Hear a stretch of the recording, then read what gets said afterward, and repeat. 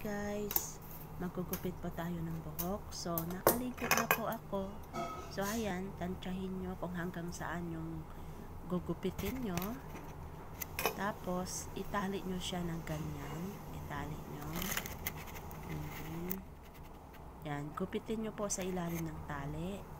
So ayan po siya. Ayan. Tingnan nyo po kung medyo mahaba pa po siya. Medyo mahaba at gusto ko maiksi kasi nga papunta na dito ng summer. So ayan po siya, mahaba po siya. Ayan, gupitin po. Ayan. Ayan, ginupit ko lang siya ng ganyan. Tapos sa kabila, ganun din. Ganun din siya sa kabila.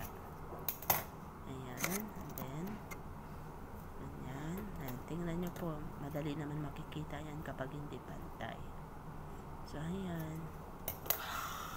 Ayan po, ayan, naiksi na po yung buhok ko, diba? Bilang OFW ay kailangan masikip. Thanks for watching. Bye bye. Please like and subscribe.